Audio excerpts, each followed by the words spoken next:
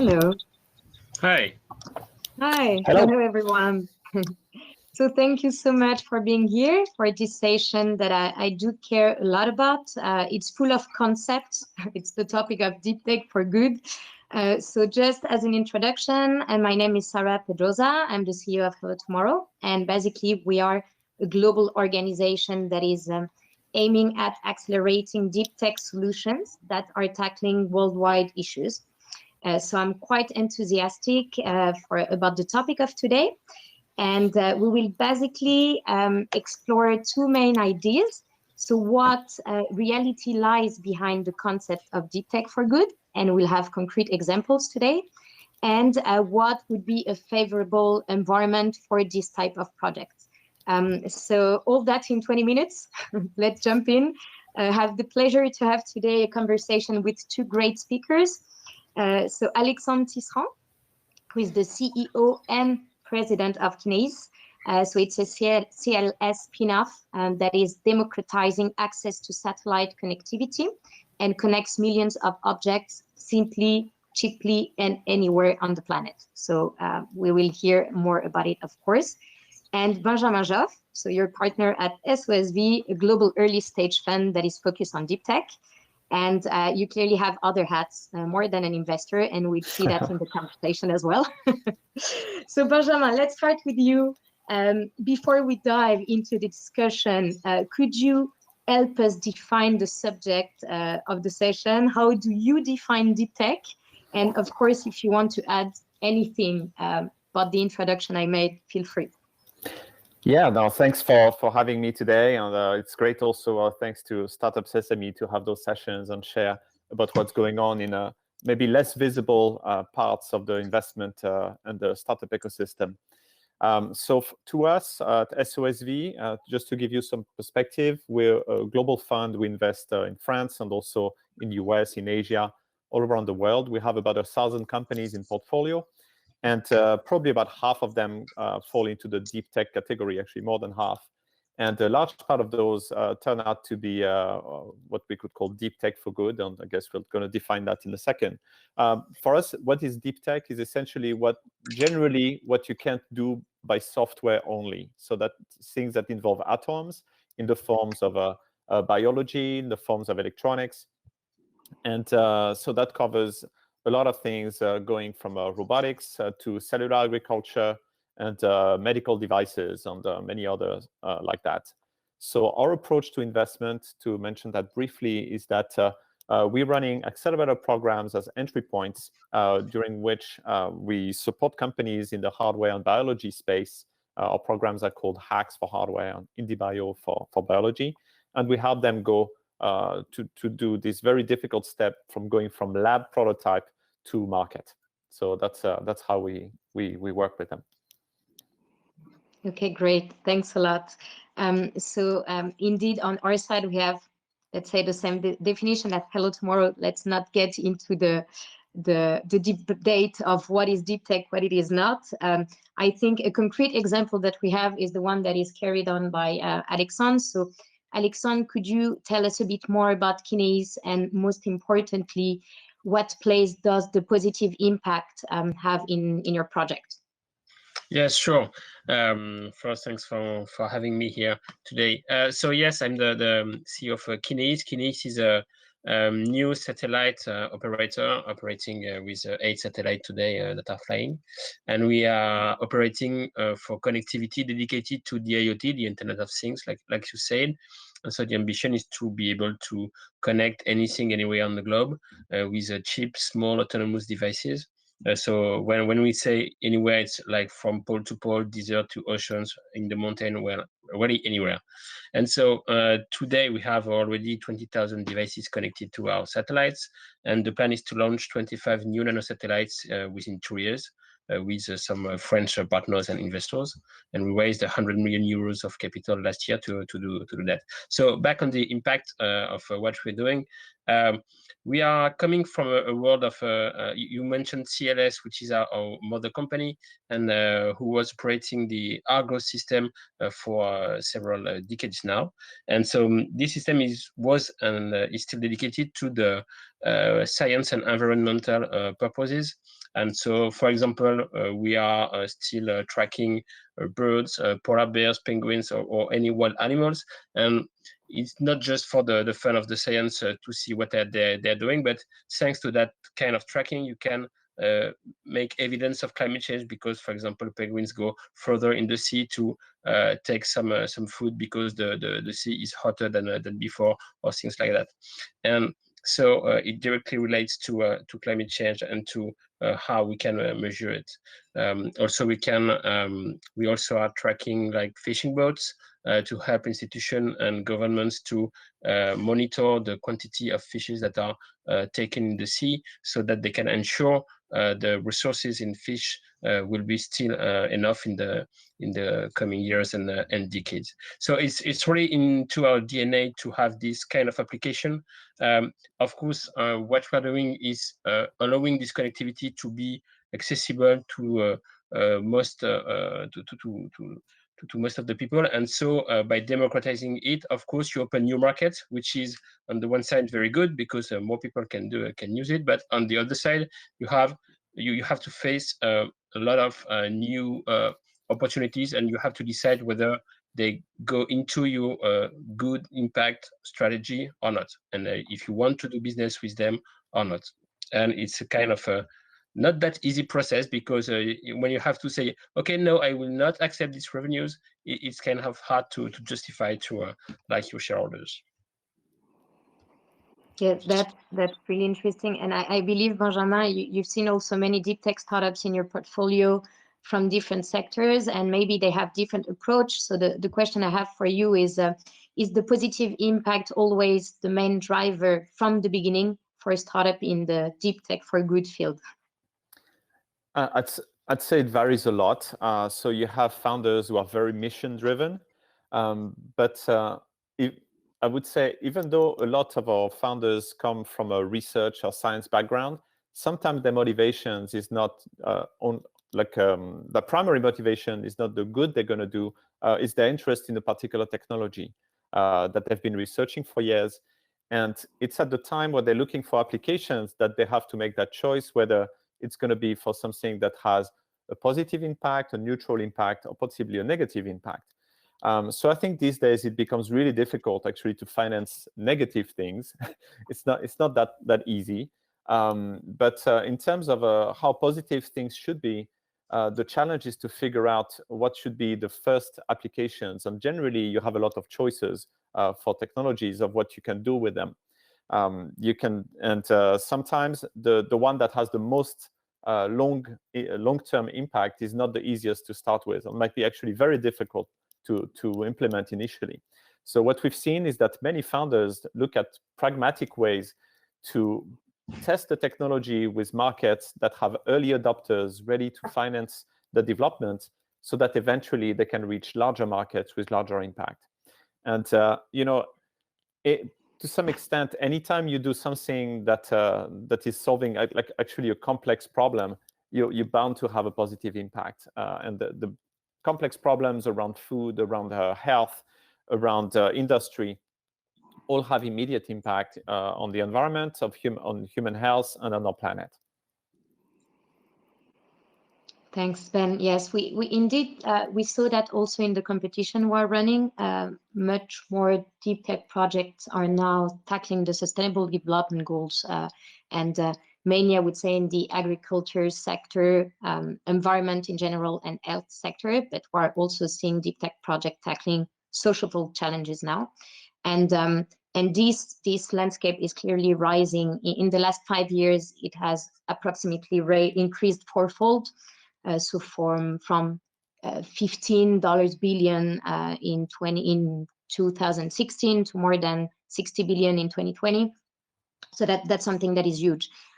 So the question I have for you, Alexandre, here is you announced last year a kind of big milestone, your 100 million raise. So do you see it as an isolated success here in France, or a signal that actually the barriers are starting to fall a bit, and when it comes to deep tech? Yeah, for sure. It's not an isolated case. deep tech has always been difficult to finance. We have been quite lucky because we had in the project and the supporters and the investors, both private and public supporters and investors. And it's quite key because with that level of risk, when it comes to that kind of capital raise, I mean, we are not talking about a few hundred kilo euros, but like hundreds of million euros. So it's quite a huge amount, at least for us. It's hard to convince investors that the technology is indeed very good, very promising, and the market will be obviously scalable. And so don't worry, please invest. It's always the case, but especially in deep tech, when they're not quite in the position of understanding it that well, because precisely deep tech. And so obviously you have to explain it the best you can. But more than that, we have in our capital, like the Kineis, the French Space Agency, which is an expert on the subject we are working on. And so it was a main driver for us to convince other investors, both public like BPI France or private like industrials and financial people. So like in the US, I mean, it's not an isolated method also. Public has a great role to play in that in that sector, especially in space, because we have really good experts and technical experts in the public sector, but it's also true in other sectors. But in any case, the public cannot be on the side and just watch, and it has definitely to be part of the whole equation. And Benjamin, your views on that? I think you're an investor that actually understands quite well deep tech. You do kind of in-depth due deal most of the time. Could you give us also your insight on that from the investment landscape? Do you see positive signals? Yeah, definitely. So at SOSV, we don't cover the whole gamut of deep tech. Like, we haven't done space investments. We've done mobility, we've done energy, we've done food, we've done a lot of things like that. But there's some sectors in which we feel we don't have enough knowledge, or we don't have enough capabilities to actually support the companies. And I think it's to me the interesting signals of the market are that you see some companies going public, deep tech companies going public, increasingly, especially these days. Several of them went public with SPACs. You see some acquisitions also taking place. You see some more and more large rounds. I hope that the case of Alexandre will be, not an isolated case, but the first of many in Europe and in France. And from an investor standpoint, what's also mattering a lot in deep tech, and in particular deep tech for good, is the growing public interest. So the public interest means that there's customers that are more ready to pay for novel solutions. There's corporates that feel that they have to incorporate those in their offering, and also at the more higher another level of investment, which is the investors. The limited partners that invest in VC funds like ours also feel that they have to be paying more attention to the impact of the innovations they finance indirectly. So those are all really good signs. We've seen that eventually what really matters is whether those companies can scale. And to scale, you have to have a sustainable business, not just a good mission. And what's really wonderful is that many of those companies find scalable models. And I could find several examples in our portfolio. One of them in the energy sector, for example, is making residential batteries that are much more stable, much more safe than the lithium-ion batteries. It's a German company called Volt Storage, and they use a rather novel technology to do that. And they raised several millions recently based on the technology. And those are startups that would have required much more funding in previous years, but now a lot of barriers are coming down for deep tech startups to build their prototypes and to get scale. Similar in the food industry, we have several companies like Memphis Meats, Finless Foods, Perfect Day, that make alternative protein, and there's more and more interest in those to feed the planet because we won't have enough space to actually have all those animals grazing to make meat for us when we reach 9 billion people. So all those are very encouraging signs, I'd say, in the sector. And I think the last part that I think matters a lot on the investor front is that a lot of investors are now eager to learn. Before, when you were going to a deep tech, with a deep tech startup to a traditional investor, many of them wouldn't even talk to you. They would say, sorry, we don't do that. It's not so interesting. But now they're trying to put in the effort to understand something that, beyond marketplaces on SaaS companies that they see all day. And they try to get more familiar with some sectors. Just as an example, just the past week, I received an email from an investor I was exchanging with. This investor was saying, I really want to do an ag tech deal, like a deal in agriculture. And the more new investors take interest in those sectors, and the better it will be for the whole ecosystem. So that's what I hope will happen as well. Yeah, definitely investors, big corporates, and definitely the public entities are playing a major role. We're seeing in France interesting initiatives to actually help this deep tech to scale, as you mentioned, and I think it's definitely going into the right direction. We also see that there are still a lot of challenges that are on the way, and I think Alexandre, from your experience, it would be interesting to understand what are for you the most important challenges to overcome when not only when you're starting to build your project, but even more after, when you go into the commercialization and scaling it. From your experience, what would be the main advice you could give somehow? Well, it depends on what we're talking about. Benjamin said a lot about the obvious necessity to have a viable business model to grow and to scale. And if we are talking about how do we keep this for good inspiration or direction, like you said, we may find it anyway, but the main advice in any case is to follow. Not to forget what drove you in the first place to this project. And so when entrepreneurs start companies and make them grow, they have something in the guts that pull them and then that give them all this necessary energy to grow and to do their business. And so at some point, you will always have pressure on one side, pressure on the other side to do the things that you don't want to do because someone wants you to do or whatever. And you have to be, of course, smart enough, but also solid enough to resist the pressure, or at least play with it in the way that is good for you and that you are comfortable with. And for that, you really need to remember what in the first place you were following and why in the first place you were building this whole adventure. And just never forget that. I think this is the best advice. Yeah, I think on the I think it's totally true that it's a really long and tough road generally for any startup, but in particular for deep tech that combines a lot of different skills and people, and don't have have a long gestation period before they can actually get a product to market.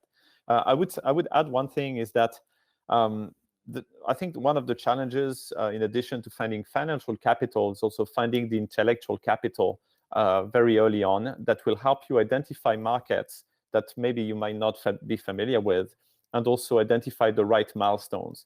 And sometimes the tendency for scientists and engineers is to pursue mostly technical milestones, but those are not necessarily the ones that are a good fit for the next funding round and the next access to resources. Sometimes it's finding the right pilot, the right customer, finding the right new team member that will complement your team. So I'd say keep in mind that it's not just capital. It's really also about advice, about having a broad view of the sectors you could be playing in. And that's, as Alexandre said, it's a long road, and you need all the help you can find. Indeed. And what do you think in France? Because here we are in the the step of the tour where we're in France, what do you think could be implemented, should be implemented, or improved to support these entrepreneurs? I know it's a very broad question, but maybe just a few ideas or tips. Yeah, so I think France has improved a lot its ecosystem around deep tech. I think there's now a lot of public funding that's available particularly for early stage startups. I think what's still missing, though, is investors willing to put in more effort into understanding new sectors that they're not very familiar with, or new technologies. You don't need a PhD to do an investment. Like, nobody can be specialized in everything anyway, but you need to surround yourself and, learn enough. Another thing that I think that matters a lot is for founders to be able to connect with other founders. And in some sectors, actually not that easy to find people you can exchange information with. And sometimes you can find them in France, and sometimes you need to find them somewhere else. This type of, it's always good to be inspired by public figures and heroes like Steve Jobs and Elon Musk. But in fact, the people who can actually give you advice that's immediately useful are generally people who have done what you're trying to do, or who have faced the same problem only a couple of years before you and solved it. So I think those are networks and more efforts on the VC side. And possibly a last one is a big advantage in the US is that the government is also very often the first customer for many deep tech companies. And I think the French government is a good investor and a good backer and supporter of deep tech, but not necessarily yet an important client. So that would be another thing that would help. And I think, Alexandre, you will be almost closing this session. I think you've experienced that, having the government as a customer. I mean, as a first client. Could you? I guess you're approving what Benjamin just said. Yes. It's in the past, I would say, decade, the government has become more okay to invest in more risky projects, but like an investor. And what Benjamin is saying is that it's, and I totally agree, it's almost as important to have a public sector being a customer, an anchor customer. And because it forces you to have a product ready, to have a client, to satisfy a client, and then you can also prove to others that you have a successful customer story, and it's worth much more than just having money.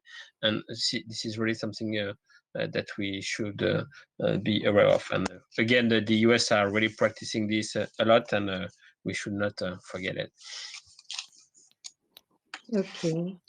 So unfortunately, I have the feeling, I'm not sure exactly, but that was a bit the last the last part of this session. Thank you so much, Benjamin and Alexandre. I would love to continue this discussion much further, probably not here. And Ben from Startup Sesame, I think the mic is yours. Thank you so much for having us and for inviting us today. Thanks a lot. Thanks, Sarah. Bye-bye. Bye. Bye-bye.